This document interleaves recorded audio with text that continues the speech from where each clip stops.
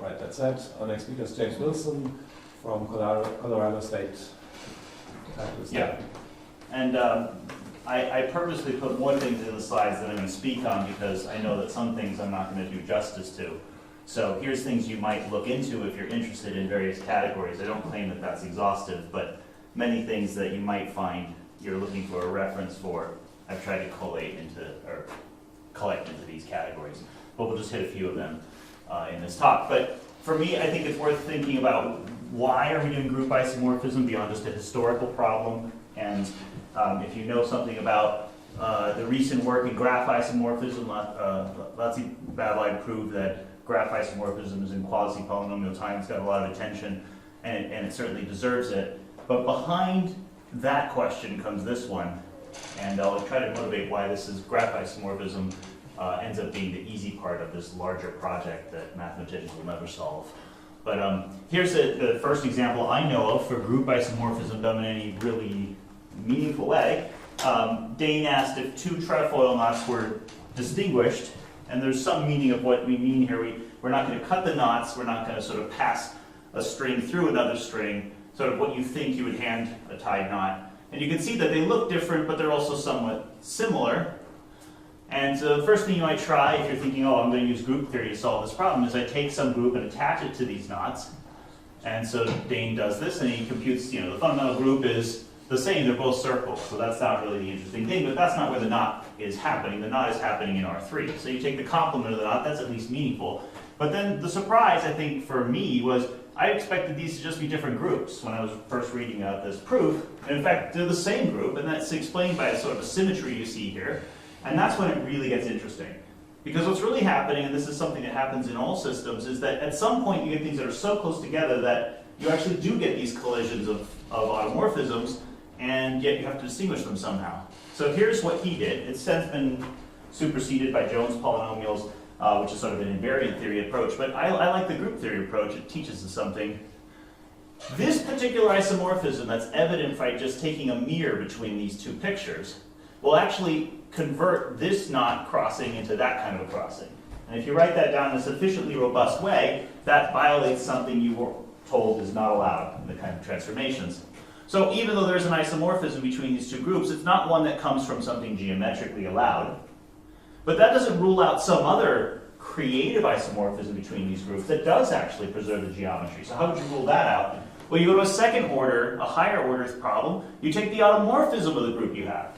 And this is my point, is that you start out with something like graphs, and maybe you have a combinatorial question to compare, but you might end up with two groups to compare, and then you keep doing higher and higher groups.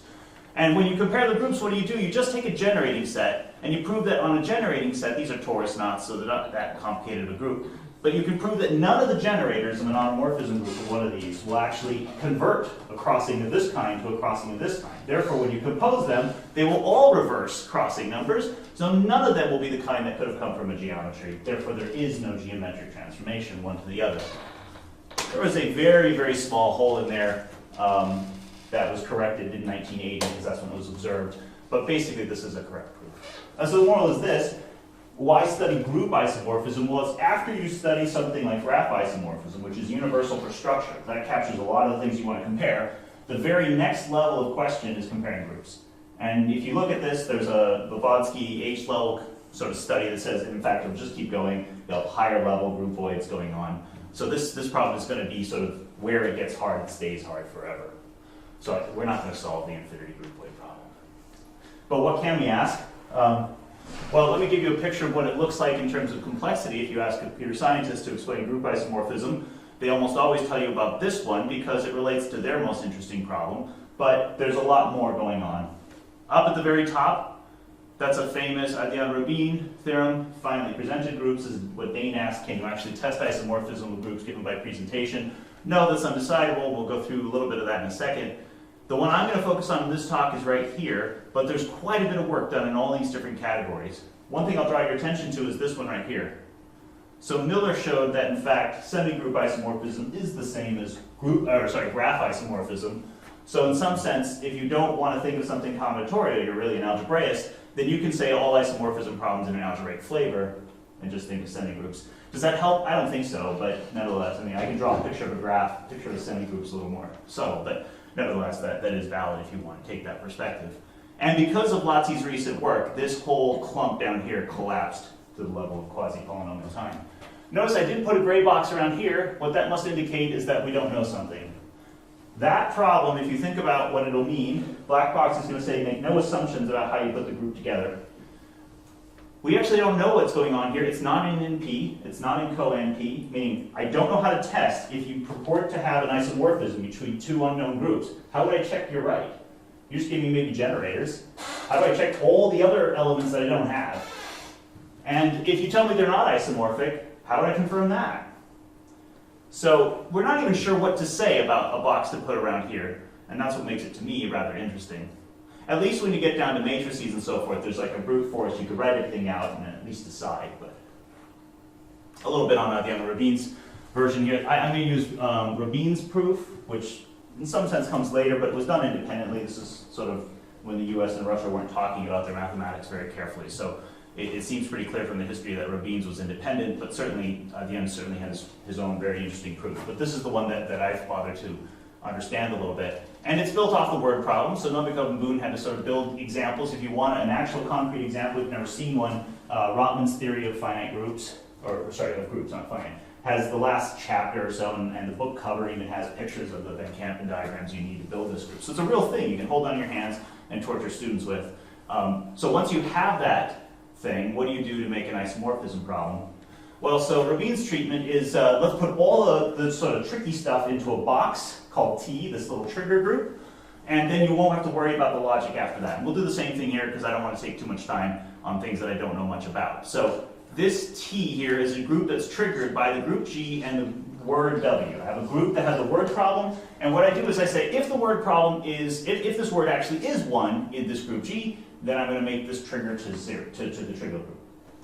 And if it's non-trivial, then I embed G into T. And there's a way to build such a group T. He goes through it in his paper, but you can just think of that as some kind of magic in the background. Once you have such a thing, you take any group given by a presentation that's non-trivial. There's going to be at least one of those. And then you take a free product with a group that has a word problem. And now you ask yourself to compare this new group that's a trigger on the word problem, which is going to exist in this thing, and you just compare it to the group you started with. So take K and a free product of this G and K. Now G can turn to the trivial group, and therefore K would be isomorphic to itself. Or maybe the word problem is actually non-trivial, and therefore this would be a different group, and they wouldn't be isomorphic. To decide that isomorphism, you'd have to solve the word problem. It's a nice way to sort of corral all the work into just one box. From this same technique, he proves a number of things. More or less, any property that transfers to subgroups has an undecidability. If you want to know if a group is a direct product of subgroups, you do this free product with one of these triggers, and you ask, am I direct factors? And you'll see the same kind of technique works into the story. Of course, that's not the end of the story. There are lots more structures. When we usually create a group, maybe we reduce it to the question of a presentation, but it probably acted on something. That's how you got the group in the first place. Or maybe it's a presentation that has some nice rewriting rules. Maybe it's a polycyclic group. There's a lot of things you might know from context that make this not as difficult. And for example, we know that if we have some version of this is maybe as popular these days, but at some point random groups are being studied, hyperbolic groups, these kinds of problems you can actually ask this question for in a meaningful way. And this one I think is the one that threw me. I'm not a logician, so I find it difficult to sort of reason about what's true and not true at the same time. But this says that if you have a group, you can make a program, a Turing machine, spit out all its isomorphic copies as a presentation, and yet you can't decide isomorphism. So what's going on is, it's printing out all the equivalent presentations, it just won't know when it'll reach the one you're trying to compare to.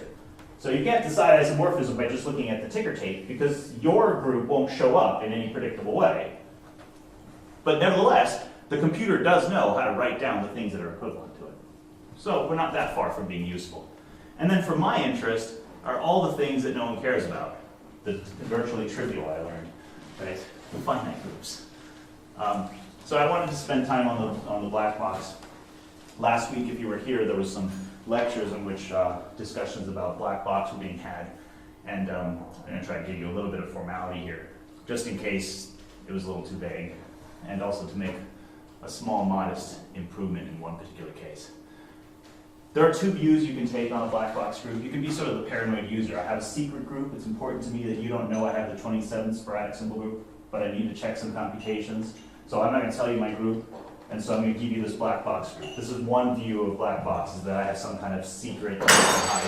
More realistically, it's maybe not really a secret. It's just it's really complicated. I don't know how to tell you more than just here's a group. Okay? That's the paranoid user model. And this works very well with a model that's been out there since the 1980s by a guy by Sommaretti. And it's modeled on Turing machines. Slightly less known, and certainly it's brand new, but even the background to it is obscure computer science, is this concept of a skeptical programmer. If you're going to compute with a group, you better prove it's a group before I bother running my algorithm on it. You need to provide me an input that I can validate as a proof that it's a group before I'm going to bother to say anything about the possible outcomes. If you don't tell me it's a group, but you're just trying to encrypt something over here, then I don't know what is going to happen. We just run it and we see. But if you can prove to me it's a group, then I can make promises about my algorithm.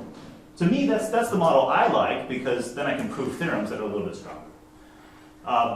But it takes something a little bit obscure, newer to programming at least, which is the type theory. The type theory is quite old. It goes back to Bertrand Russell and Church and Heading and so forth. But nevertheless, it's not a standard thing in your books. So here's black box in the Sommaretti model. You say you have a Turing machine. You say that elements are going to be some strings that are sort of encrypted in some length. I don't know, some numbers of zeros and ones. You don't know what they mean, so they might as well just be garbage. But you're told they're elements of the group. You're given generators. And then you're given what are called oracles, typically in the literature. This is a little bit of a misunderstanding of the word oracle. The original version of oracle was, I have a problem I'm trying to solve, and I hit a problem I don't know how to solve. I don't want to give up. I just want to say, well, if someone ever solves my problem, I'll move on to the next. So you insert an oracle there. This was sort of the first time, and kind of the exceptional time in the theory of computing, where oracle got used for something you do know how to do. If you have a group, you actually do know how to multiply them. That's not an oracle thing. Nevertheless, they use the word oracle, and it invites some confusion when you're reading this for the first time. This is not a hard problem that we're hiding. It's just the obscurity problem. It's more like, I'm not telling you how I multiply. All right, and there's various versions of making these what we call kind of gray boxes. Maybe I give you a little bit more information. I tell you, well, actually, they live inside of some larger universe of invertible matrices, or they have some maximum order, some properties. Wow, only the mother could like this, right? So this is one of your children things, but I have to show it to you just to tell you something. This is the black box type. This is joint with Heiko Dietrich. I'm not going to try to tell you too much about type theory, but just to say, whatever A is, it's a variable that I'll eventually substitute in with something meaningful. For example, a matrix or an integer. And I'll give examples in a minute. But for now, I'll just say this is a variable. This is what's going to make my group black, in the sense that I won't know what I'm being fed as elements of my group. They're not strings anymore. They're going to be structures, but I won't know what structures. But I insist that you tell me it's actually a group. So you give me generators, you give me multiplication. Notice something subtle here. When I write a function like this, I'm really just meaning a function on the Cartesian product. But there's a notational issue. In type theory, the Cartesian symbol has a meaning. It's sort of like a logical connected. It's like the and symbol. So when you start writing that in the middle of your things, you get into trouble as to what you meant by your notation. So the concept is, well, if I have a function on pairs, I could think of that as a function into functions of. So that's the notation for something you would normally write another way. But that's just the product there. I give you a pair of things, I take the product. Question mark, well, maybe the things aren't actually in the group, so it could fail. Give me back nothing. And then the only thing that you might consider sort of strange would be this. This is the congruence. This is how I'm going to achieve some of the things that I need to do. This goes to something rather deep, well, deep to me, which is Martin Loaf type theories. I need an intentional descriptive logic here, and this is going to do it. And I'm not going to explain more than just, you can go to programming languages that are available today to download that already do this for you. So if you don't want to know more about it, you don't have to. But I will use it in the theorems. And then I give you the axioms so that I can confirm it actually is a group. So that no one can cheat to me and give me something that's a semi-group or a quasi-group or a loop. And it temporarily looks like a group, and I'm running it, and I think I'm doing the right thing, and actually it's going to fail because it's not a group. And this is actually reasonable. It's actually how Magma does things. GAP does it a slightly different way, but it could actually be modeled this way if you needed to. And so finally what's going to happen is if I have a group that's this black box type, this is a variable, I don't know it when I write my program. I have this technical condition that everything in my system has to be provable, so everything's going to be a straight line program back to generators. How do I know an element's in the group? I have written it as products of things in the group. And that makes the description of all the elements in the group. And that's probably what most people really think of when they think of a black box group, but I won't argue if I'm wrong. It certainly is one model you can take. Here are concrete examples, try to make it a little bit more simple. Zmod 5, what would you typically do if you wanted to have Zmod 5 in a computer? You would just write an integer, and if you got to 5, you'd roll over. It's nothing really deep. And that would be a group whose basic hidden type is integer here. If you wanted to have more than one integer, you could have a list of integers, right? So you could have a Z4 and a Z12 and 2 coordinates. It shouldn't be surprising at this level, I think. But matrix, yeah. So then I'd have some form of array of integers and permutations. You can start building fancy structures out of types. Last bit of sort of technical garbage, if you're waiting for something more friendly, it's coming. But you can compare things that are the same, but I'm going to say it's intentional, meaning that I'm also allowed to compare things that I want to be called equivalent. So I don't have just one proof of equality, I have multiple proofs of equality. So if you know what that means, that's what I'm saying here. But I can also be heterogeneous, meaning that I can choose to make permutations have multiple forms. I could take them this way or that way. And I can even do embeddings to say, well, a 5 permutation could also be thought of as a 71 permutation. These are all choices I can make. But one thing that's critical is I cannot compare two things that are of different types. Unless I've programmed in how these types talk to each other, I am not allowed to say that this permutation could even be compared to this. This is all technical nonsense to avoid this problem. If I have the model of a Turing machine, the Babbi-Semeretti model, nothing prevents me from programming my computer to ask this question. Is the permutation 1, 3 the same as this matrix? Now what's your computer going to do? You hope, like mad, that it crashes. But you can't prove that from the Oracle model. The Oracle does whatever it's supposed to do correctly on good inputs. But on inputs like install my secret virus, you can't really stop it. Now that's a joke, but this is actually the real problem I'm concerned with. If you're given something that's behaving like a group, but it's not actually a group, you can't know your algorithm does anything proper with it. And that means that whatever you prove in the Babbi-Semeretti black box model is not about polynomial time. So if you know this problem of P versus NP, and you're trying to say, are they different? And you prove something with the black box model that's there, you won't be speaking about that problem. You won't get your Millennium Prize. That's, I think, a serious thing to know about. This is about something different called the promise hierarchy. It's saying that if you promise to only ask questions exactly in a way that's correct for these unknown oracles, then we'll answer correctly. How can you know that? It turns out it's undecidable to know if the oracle is doing the right thing. So for me, that's a problem as a complexity theorist. I feel like I want to talk about the actual P and NP hierarchy, not something closely related. Even though this is an exceptionally useful model, it's not what I wanted to study. So the retreat is to go to something else, like this type theory model. And okay, there's a conservation of difficulty, right? Just because you put a different name out there doesn't mean you solved all your problems. If you do this, you solve all the issues about whether you can actually ask to install a virus instead of compare equality. But immediately, the first problem you hit when you do type theory is, what on earth is time? And it's really complicated.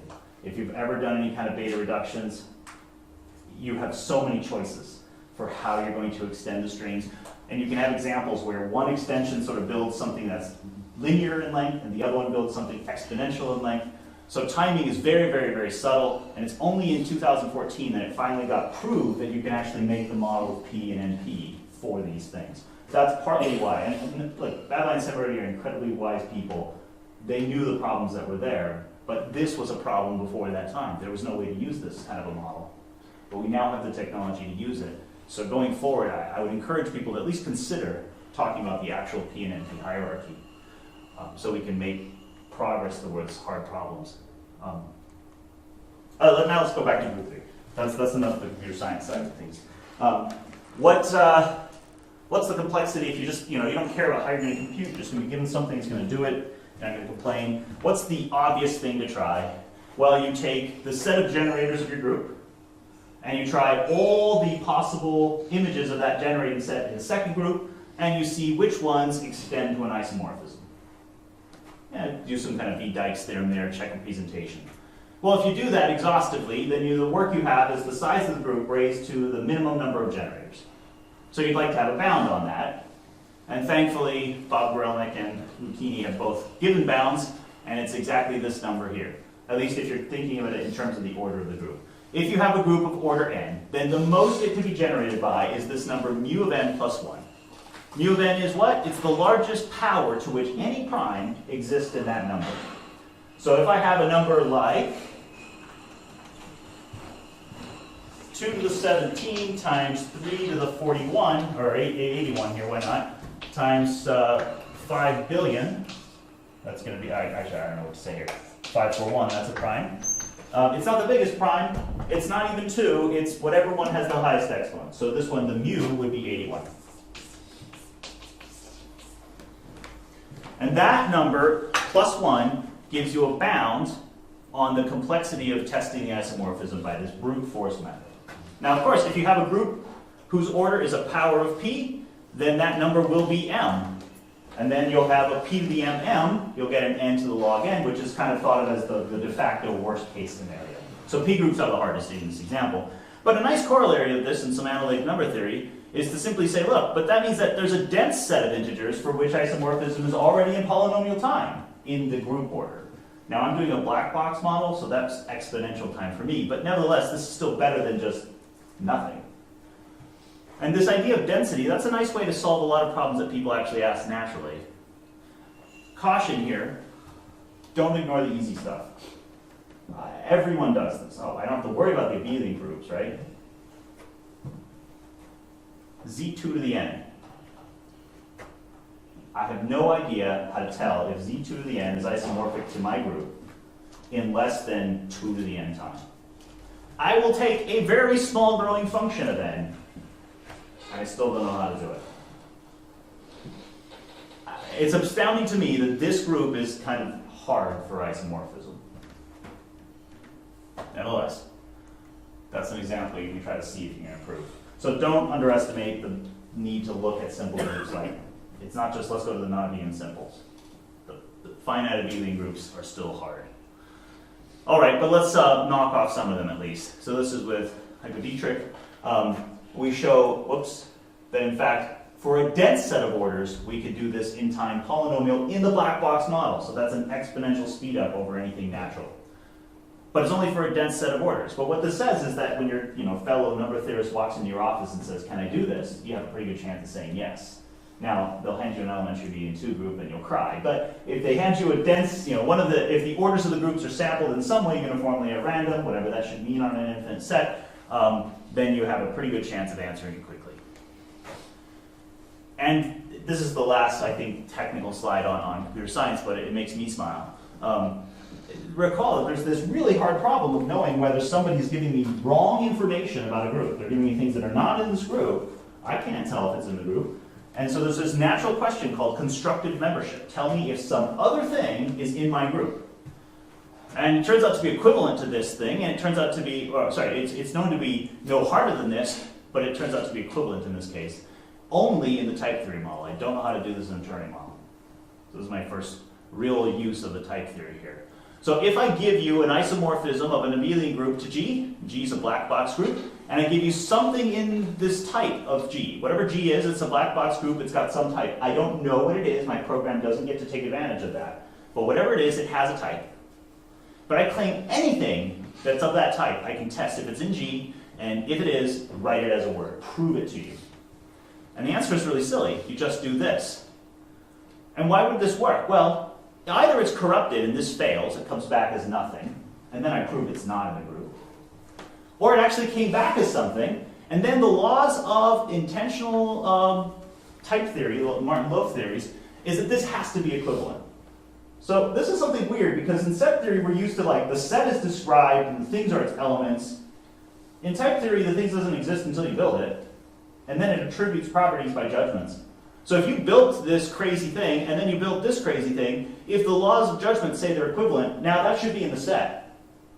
So this gets absorbed into the set, and because you can't tell it apart, even if you thought as an enemy, I've corrupted the data and snuck some semi-group or some quasi-group into this story, I will actually turn it into a group. You will not be able to fool me because the type of logic I'm using doesn't permit that to be different. And maybe that's sleight of hand, but it's actually meaningful. It means you can't fall into pitfalls. And you can't do that with set theory. Okay, let's go back to this question of let's knock off simple cases. If you have looked at some of these classifications from the late 1800s, Holder has his name on several of them, and he just described the groups that are sort of typical to come up with when you first start writing down groups of order p squared, p cubed, p qr, things like this. Square for you is a very large family. And why would you care about this? Well, I'll be cautious here. He did not classify them. He said they look like this, but what A's and B's and thetas are is very far from being classifiable. So be careful when you see statements like this written as classification. It certainly means you have a structure and you can use them. And Slattery's already done this. He's actually made an algorithm that's in GAP, probably in Magna 2, I don't know anymore. But it does really, really well. Like extraordinarily large groups get handled very quickly in its method. And Dietrich and Ike both took this to cube-free. Sorry, that should say cube. That's cube. That's just English for cube. Okay, and they've gone beyond this now, but that was originally in their work. They went up to about 10,000, but I think they're in the 60 or more thousand. And I recently saw something about fourth free groups. So people are sort of churning through. But this can actually be proven to be efficient in this kind of, not quite black box, this is a permutation model, but still it's exponential speed up. So even if you build a really, really large group, when you have structure like nice number theory, you can actually knock off the isomorphism problem efficiently. And sure, maybe this is supposed to be easy, right? This is an easy class of groups. So you go try it, and then come back and be the group. It's not as easy as it looks, is all I'm trying to say. But I like the fact that cube-free is a lot of the orders. It's 83% of all group orders. So that means that I have a 4/5 chance that my number theorist will be happy. But I really like to really make them happy as often as I can. So what I'd like is something that's a dense set. And in fact, we can do that up to being able to know what the factors are of the order of the group. So if you tell me the factors, then I can actually decide in any model, any black box model, with complete certainty that it's a metacyclic group and decide its isomorphism. And it's a very nice answer to this question. Okay. Here's an open problem I want to state. This is just, if you've turned off and you don't care about isomorphism, that's fine, but come back for a quick second. One of the things that's sort of surprising is that typically the problems that show up in computational group theory that can be disastrous for black box is that you have a very large prime.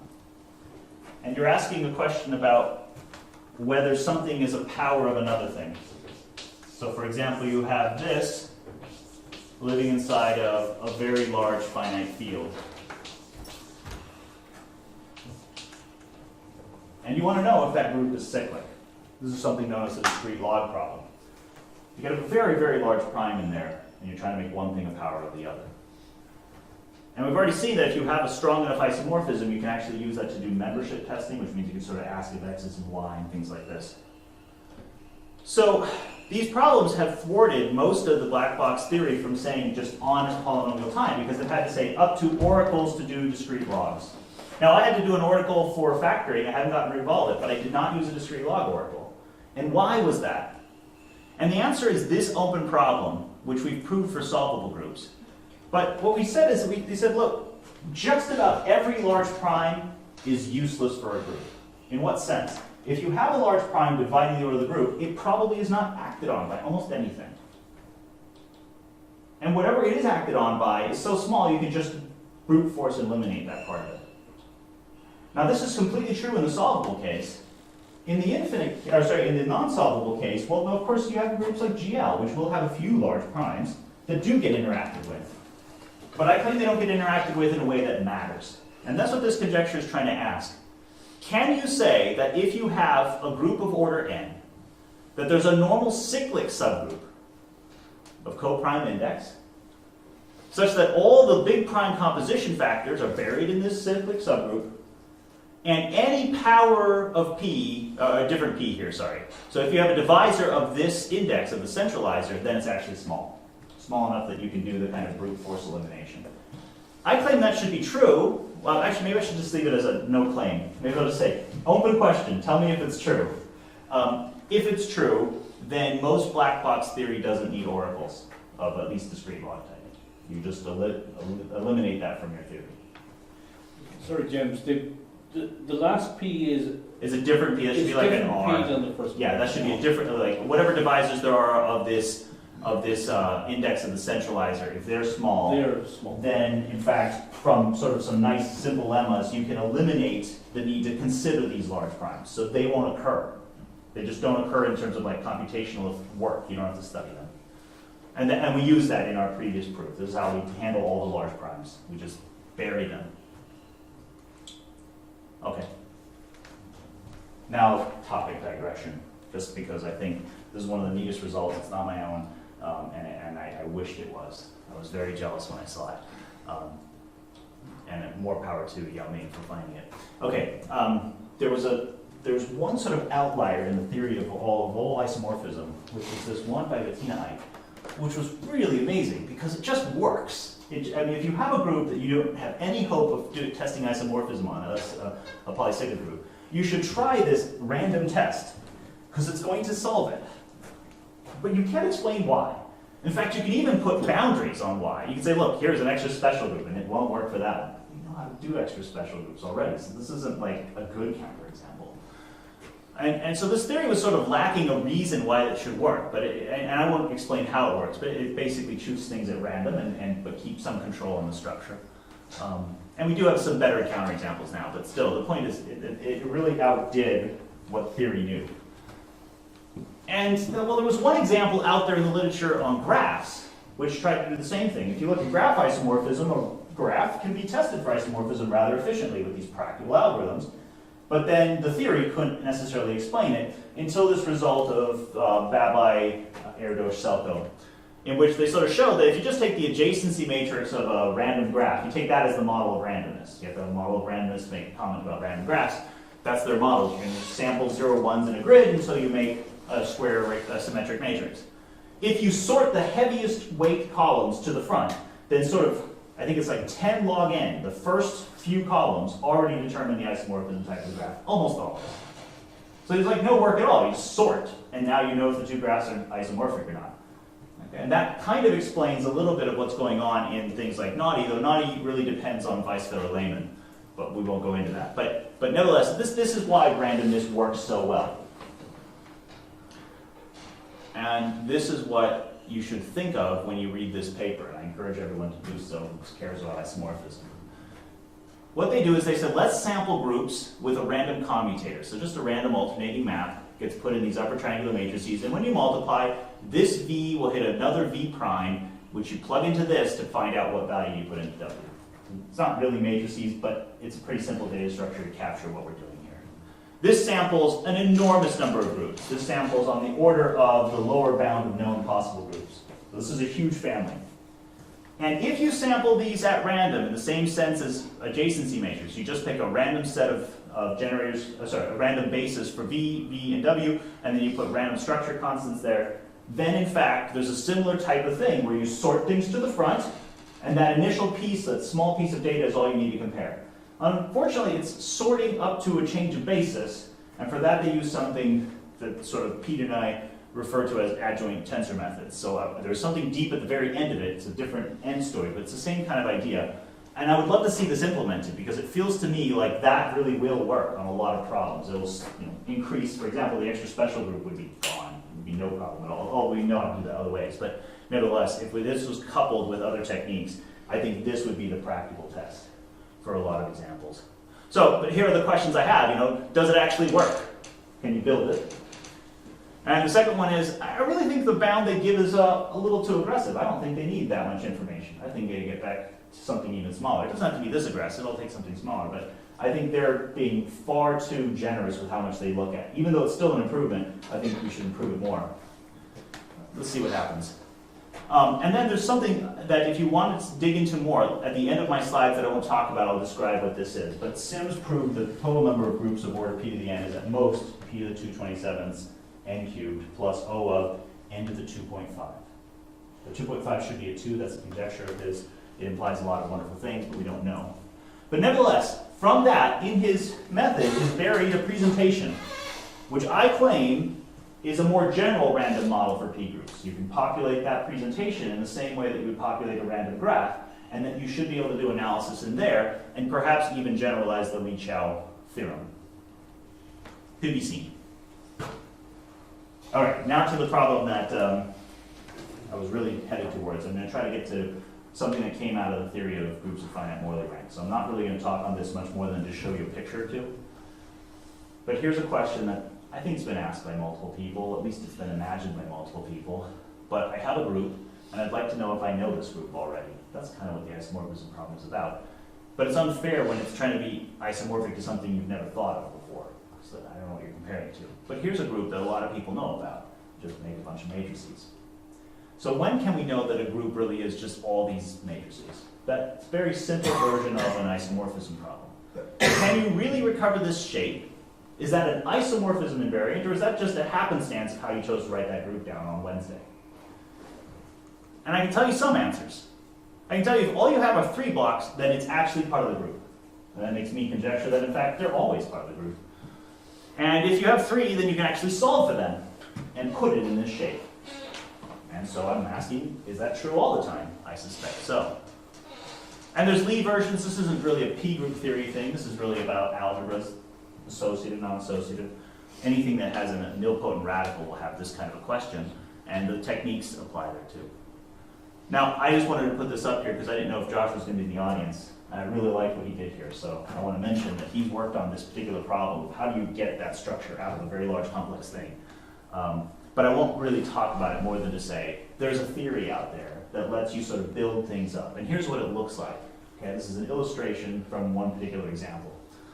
You have this group, it has order p to the 76. That to me is a large enough group. The lower central series kind of give you these abelian sections, these elementary abelian sections, and they all have these different ranks. You can count the boxes, they should add up to 76. No idea what group this could be yet. I do this refinement method that I talked nothing about, but it's on the previous slide, and I'm happy to tell you more about it if you care. And what it does is it splits things up into all kinds of different spaces, and not just different sizes. It actually can tell you, actually, this one should be a rectangle, and that one should be up and down. What that means will make sense in the next picture, but this is what the refinement method does. And then you glue them together. And you just discovered that it's really this thing. Now, I've not given you enough detail for following this, but I hope I've whet your appetite to think about this. That there is a way to take this simple lower central series, refine it, get the structure in such a way that you know this part's going to glue on that side. That's why this is a rectangle. And this part's going to glue up there. That's why that's that size of a rectangle. It's not just arbitrary pieces. The pieces are connected to each other inside of a monoid graded algebra. That's how these pieces are connected. All we know right now is some empirical studies and some general overview stuff. I can prove that this is actually going to happen often. That if you take some system, you try to refine it, that you have a very good chance that you will actually refine. There's very few counterexamples to reducing your problem by refining it. So a positive logarithmic proportion of groups will yield to these methods. And Josh Magliani has actually made these algorithms, and they're in Magma, and I think they're being improved over right now, in fact. And we've then tried it on the library of groups. We've actually tried it on something like 4 billion groups at this point, but this number keeps growing. But our first try was with 11 million, we got 81%. When we went up to the 4 billion, we got something like 94% of all groups. So it's not just a theoretical, in the future, asymptotically this works. It works today. What's the key thing? How does this come together? Well, this is something that I found in a Russian novel by Myasnikov. And I went to one of the Russian professors and I asked him to help me read this. And there's this concept of Morley rank, which I knew nothing about. And there was this idea that you could have these nilpotent groups that might have finite Morley rank, and how would you prove such a thing? So not knowing what this was, I dipped in and saw that the key thing was that out of a nilpotent group, you could build this definable set and then put a ring structure on it in such a way that it was completely definable within the structure. I learned eventually what that might mean, but at the time it was sort of like magic happens and you get a ring. And that solved the problems with Morley rank. That's great. For me, what was useful was that ring turned out to be exactly what I needed to solve a different problem, with the same kind of n log n complexity. I gave you a group, black box group, and I asked, is it a direct product in two subgroups? You saw that in the finite presentation model, that's undecidable. But in a black box model, could you ask it there? And the answer is yes, you can solve it. Not only can you solve it, in some decidable sense, you can solve it efficiently in log the order of the group. The default is to just check all subgroups until you find a direct factor. So this is saying something. Something happened. And what happened, the fundamental trick, was that this centroid, its idempotence, coordinatized all the direct decompositions.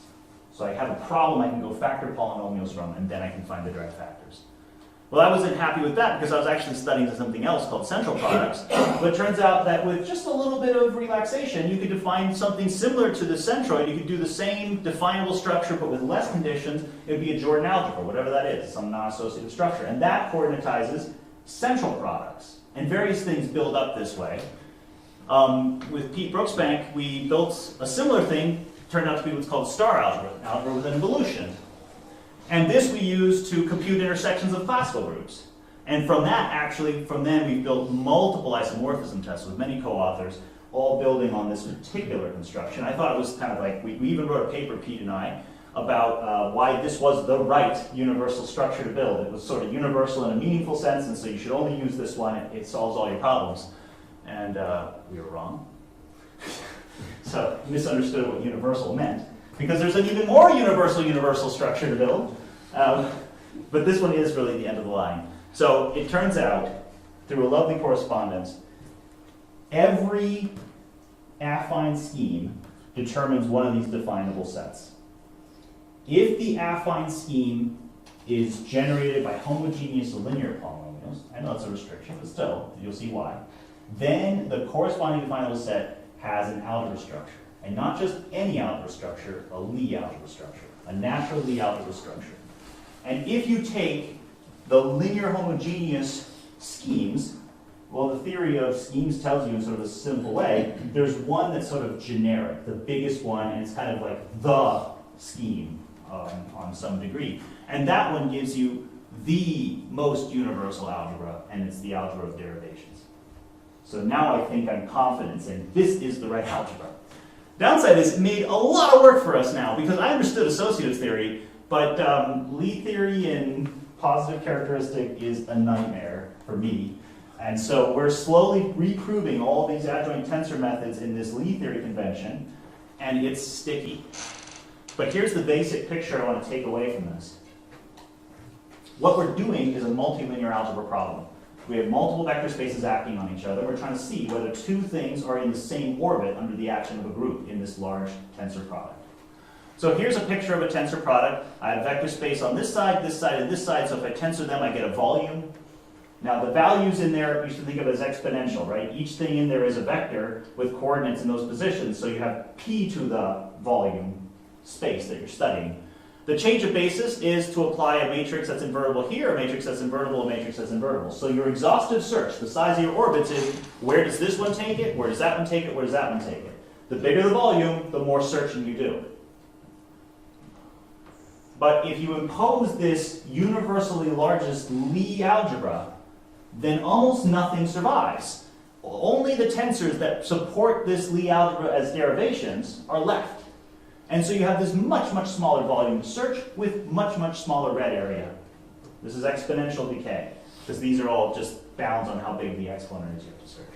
And that's what makes these methods possible. You don't believe that? Ask yourself, if you bumped into this in the dark, would you know it? Ask yourself if you even think it's a group. I take 3x3 upper triangular matrices with octonions as coefficients. That actually is a group, and it's weird. You have to multiply with it a few times to see why that's still a group, but it's a group. Now, would you know it? This method knows because actually, well, octonions aren't hard for Lie theory. It's going to give you a G2.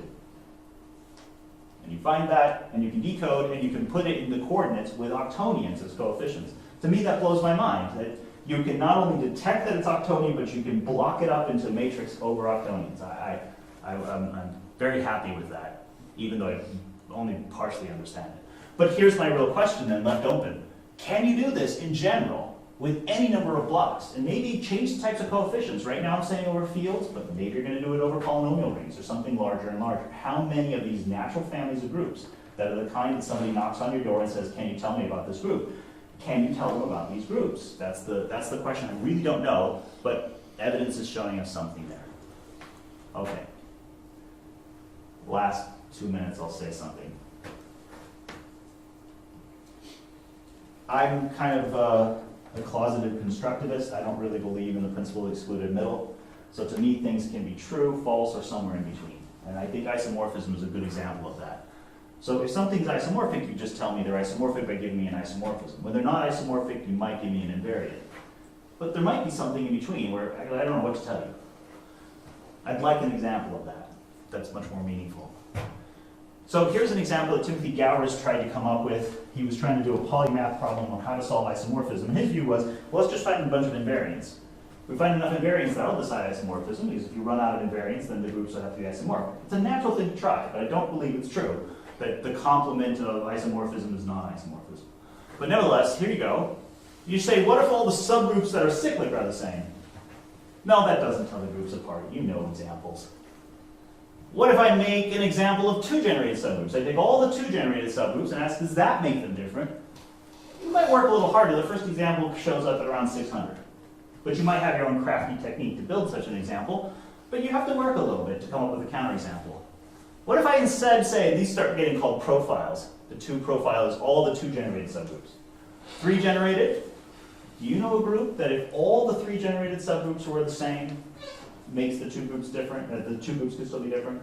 What about four? What if you let this go to some bound of 100? That was Timothy GOWER'S proposals. What if all the 100 generated groups already determine isomorphism? There's enough information in that to do it, but does it work? And so his bound was sort of stated as, can you get a constant bound on this profile bound, that the number of subgroups, that all the subgroups minimally generated by some number kappa does not exceed n, and that determines isomorphism. Is that number O of 1?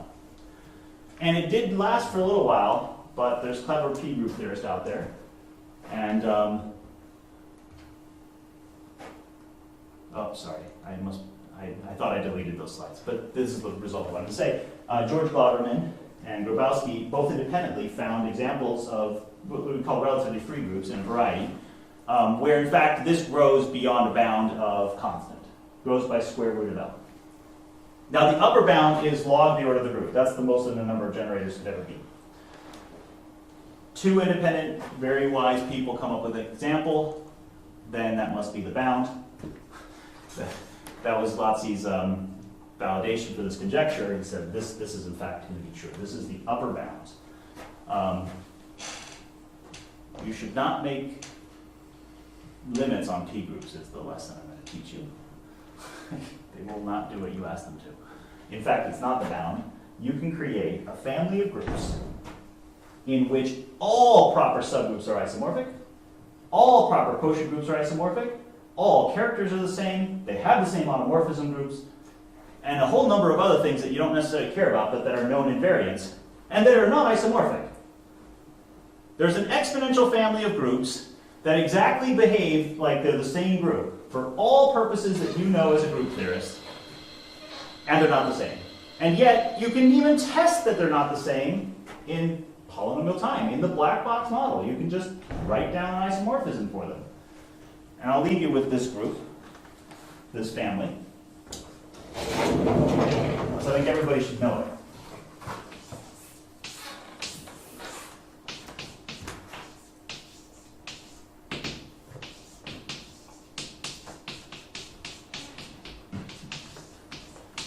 So I want a prime that's not 2.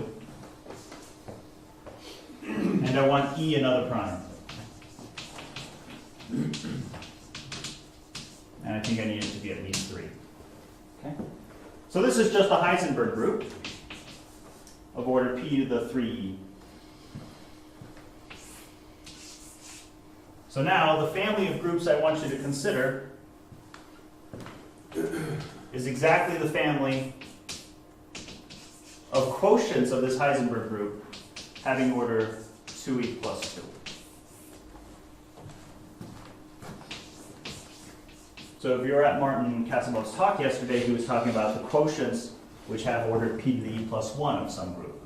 They were just giving you a single alternating form. This is giving you a pair of alternating forms, if you want to think of it that way. And these groups are exactly Is this. this like this Sunada construction that constructs Say the words again, because I've never heard of it. Sunada or the Gassman construction or this almost conjugate pairs again, I would number love- fields with the same zero functions? The answer is I will ask you afterwards. I've never heard those words, but I would love to know if that's what I have is just a direct computation and not a theory as to why this works. But if there's one, I'd love to understand that. So if you know, definitely let's speak. But this is the family. You just take upper triangular 3x3 matrices, you quotient by normal subgroups of that size, and this family has all the same invariants that we know. And yet they're not isomorphic, and there's a lot of them. This shouldn't stay for long. We should find out why these groups are not isomorphic. We should find invariants. We should find structure theory. You should build some group theory that explains what this is about, rather than just leave it as we don't know. That's my hope that somebody here will see some tricks to add to this theory. All right, I'll leave it there, and the slides have more details if you care to have them.